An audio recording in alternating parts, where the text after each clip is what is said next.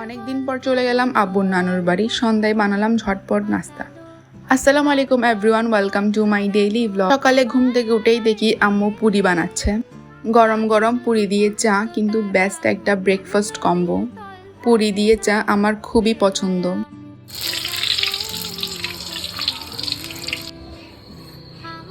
এরপর দুপুরে লাঞ্চ করতে বসলাম অ্যান্ড কাঁচামরিচ ছাড়া আমি ইদানিং ভাতই খেতে পারতেছি না, মানে আমার এটা অভ্যাসই হয়ে গেছে। দুপুরের দিকে আমার ভাইয়ের মেয়ে আরোয়া চলে আসলো আমার সাথে ঘুম যাওয়ার জন্য অ্যান্ড আমি এখানে ওর থেকে একটু চিপস মেরে দিচ্ছিলাম। থ্যাংক ইউ বলো। Thank you, welcome.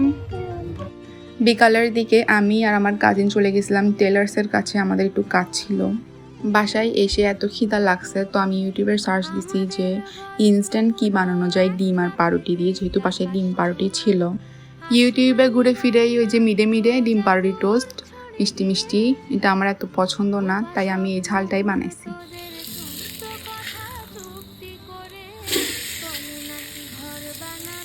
মিষ্টিটা আমরা কেউই পছন্দ করি না, বাসায় পছন্দ করি মানে বেশি না আর কি। তো আমরা সবাই হচ্ছে এটা খাই অ্যান্ড আমি বানাইছেন সবাই মিলেই ওই দিন নাস্তাতে এটা খাইছেন, খুবই মজা হয়েছে এটা।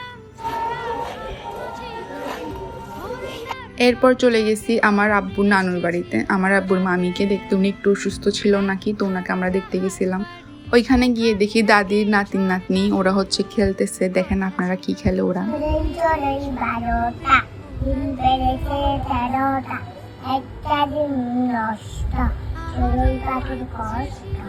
ছোটবেলার কথা মনে পড়ছে না আপনাদের? আমারও সেম, ওদেরকে দেখে, ওদের চড়ুই পাখি দেখে মানে অনেক বেশি মনে পড়ছে আগের কথা। নাস্তা খাওয়ার পর চলে গেছে ওদের রান্না করে। ওদের রান্না বান্না হয় মাটির চুলা। ওদের হাতে রান্না খুবই মজা। আমার দাদু হচ্ছে লাল লাল ঝাল ঝাল একটা চিকেন রান্না করে, খুবই মজা খেতে চিকেনটা, মাশাল্লাহ মাশাল্লাহ। আমরা সবাই খুবই পছন্দ করি ওনার হাতের রান্না। ওদের বাসায় গেলে আসলে ভাত ছাড়া আসতেই দেন না। দাদু ওই দিনও রান্না করছে এই যে লাল লাল ঝাল ঝাল চিকেনটা অ্যান্ড আমরা অনেক মজা করে খাইছি আলহামদুলিল্লাহ। দাদু আমাদেরকে এত আদর করে, আমরা ওনাকে দেখতে গেলে এত খুশি হই। That's it for today. দেখা হবে অন্য আরেকটি ব্লগে। Thank you for watching. আল্লাহ হাফেজ, বাই।